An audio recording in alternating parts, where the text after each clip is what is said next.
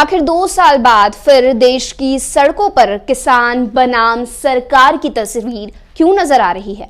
किसान यूनियनों ने एक बार फिर साथ आकर दिल्ली चलो के नारों को देना क्यों शुरू कर दिया है?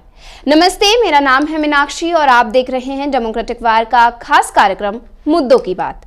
भारत सरकार ने हाल ही में किसानों के मसीहा कहे जाने वाले नेता स्वर्गीय चौधरी चरण सिंह और MS स्वामीनाथन को भारत रत्न देने का ऐलान किया है।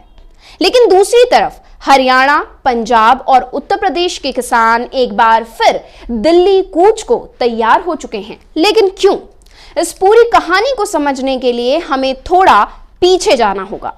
नवंबर 2020 में किसानों ने अपनी मांगों को लेकर और नए कृषि कानून 2020 के विरोध में दिल्ली कूच के बाद सिंघू और गाजीपुर बॉर्डर पर जा बैठे थे।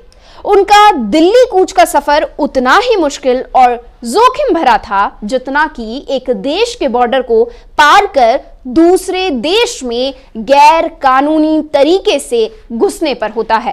अब आप कहेंगे कि अपने ही देश के अंदर अपने ही लोगों के साथ, वो भी किसानों के साथ, भला ऐसा कैसे हो जाता है? लेकिन अफसोस उनके साथ ऐसा हुआ है। नवंबर के महीने की ठिठुरती ठंड में उन पर कैनन वाटर से लेकर आंसू गैस के गोले दागे गए।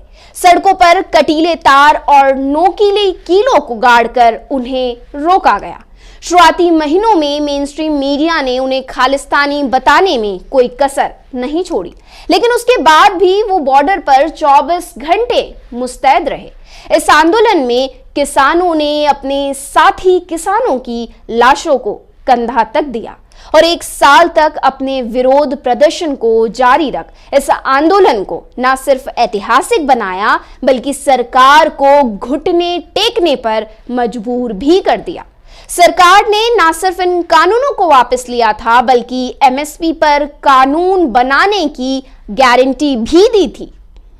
आंदोलन की घर वापसी इसी उम्मीद से हुई थी कि सरकार किसानों की इस परेशानी का हल जल्द निकाल लेगी, लेकिन ऐसा कुछ हुआ नहीं, जिसके कारण पिछले आंदोलन की तरह ही इस बार भी अपनी कई मांगों के लिए किसान विरोध प्रदर्शन के लिए उतर रहे हैं।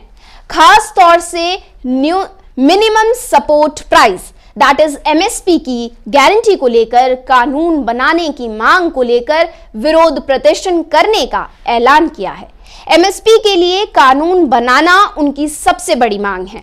संयुक्त किसान मोर्चा का कहना है कि सरकार ने जिन वायदों को कर आंदोलन खत्म करने की अपील की थी वो 2 साल गुजर जाने के बाद भी अधूरे ही हैं।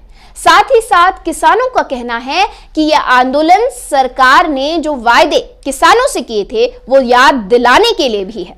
संयुक्त किसान मोर्चा का यह भी कहना है कि MS स्वामीनाथन को एक तरफ भारत सरकार भारत रत्न से सम्मानित करने की बात कर रही है और दूसरी तरफ उनकी रिपोर्ट को अभी तक लागू ना तो किया है और ना ही इस बारे में बात की है।